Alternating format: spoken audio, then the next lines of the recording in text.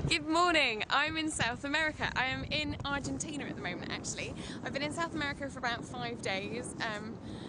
It's been a bit of a mission, but I'll tell you about that more when I get to Torres del Paine. But here I am. I'm in Ushuaia, which is the most southernmost city in the entire world.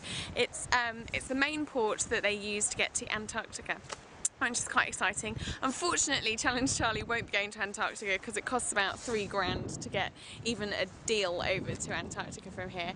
But I'm afraid we're going to have to settle with the Martial Glacier. Now, it's not going to be the most strenuous of challenges, but I haven't done any sport for about 3 months now that I've been travelling around.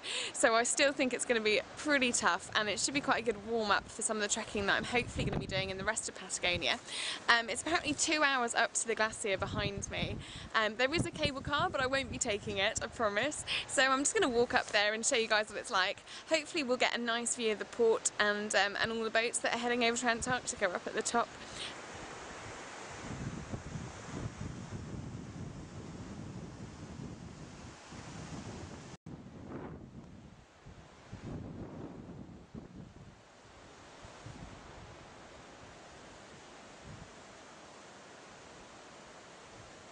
Right, I was about to get the camera out and show you what was my first proper view of the glacier, which is up there. But I've actually just realised, okay, the Lonely Planet describes this as a 2-hour walk up. The lady at the guest house told me it was going to take me an hour and a half. And I have to admit, I have been puffing a bit. It's quite steep. Not Mount Kinabalu or Everest Base Camp steep, but still pretty steep, especially when you've been on a bus for about 6 days non-stop. I've been walking for about half an hour, so I was assuming that I would get quite far up onto that glacier over there.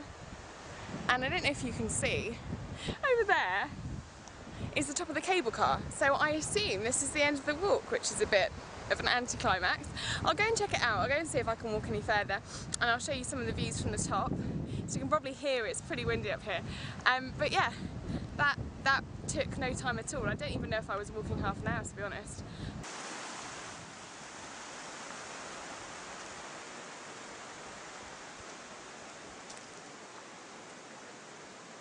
Right, I seem to have reached the end of the path. It seems to just go on for about 50 metres after the cable car, so people can get a proper look up there at the glacier. So that is a little bit of an anticlimax. I've just seen this route. Now I've got no idea, so I'm kind of learning Spanish as I go along. I have no idea what trekking del filo means, apart from obviously the trekking parts. But it looks like there's a route up that mountain over there. I don't know if you can see that. Probably hear how windy it is. It's really getting quite cold up here. I think I'm going to be getting my beanie out in a second. But yeah, there seems to be a path that just goes around the side of that mountain, and I've got ages, so I might just follow the path. I'm not gonna be doing anything silly and going off path on a glacier. After doing the Franz Josef Glacier in New Zealand, we had quite a few horror stories about what happens when you go and tread on the wrong parts of a glacier, so I'm not going to be trying to run up that valley or anything stupid, unfortunately. But yeah, as for the glacier walk, it's a bit rubbish. I do have to say, I sometimes wonder whether the people who write some of these travel guides, I do wonder how much they actually have done over here and how much they just go by people's word of mouth, because that is no way a 2-hour walk from the bottom of the cable car up to the top of the cable car. Probably about 20 minutes, if that, and you know, and even if you were going really, really slowly, an hour. There were people up there with little kids, and obviously they might have come up here with the cable car, but they're still walking down that path, so it's not particularly steep and arduous. Anyway, I'm going to go and check out that mountain path, and I'll show you some of the views. We might get a nicer view of the Shire from up there. Yeah, and I'll just let you know how it goes, see if I can make a bit more of a day of this challenge. Right, it's taken me about another 5 minutes to walk up to this, what I can only assume is a viewpoint. It's definitely not the top of the hill, but they have got a little pile of rocks here, so I presume this is where footpath, you can call it footpath ends. As you can probably hear, it's pretty windy. It's just started to rain a little bit, so probably a good time to come down anyway. Behind me is the glacier, looking very pretty over my shoulder there. The one good point about being up here though, look at this view. That down there is Ushuaia, Sorry if there's raindrops falling on the lens of the camera, it has started to rain. And look at that bay, that's absolutely gorgeous. This is Tierra del Fuego, the most southern national park of South America. And that is Ushuaia, the most southernmost town or city in the world, which is quite exciting. And you can possibly see some of the freighters there in the water, all going to be heading off to Antarctica, which is all very exciting.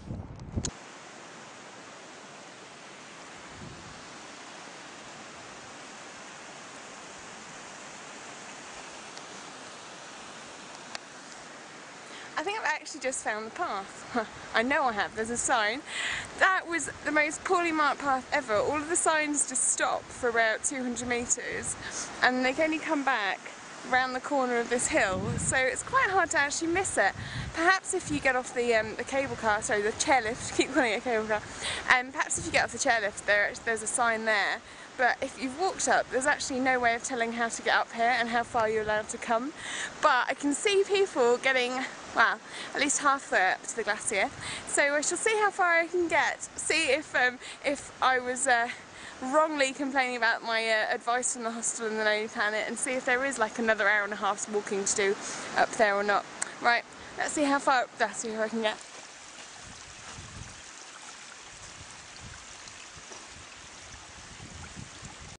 Right, I've come about as far as I think I can comfortably come. I've got no idea where the actual path's meant to be. We've just kind of tried to get up near that glacier, up around the side of that bit of ice. It's impossible. So I think I'm going to come down. We've been walking for about, I don't know, 40-50 minutes I think from the top of the cable car. God knows where this route is meant to be, but it's pretty much the most awful signposted trek I've ever been on. But yeah, it's quite pretty. Now I've just got to try and get down this scree, which looks quite dodgy. I am regretting wearing my trainers, definitely.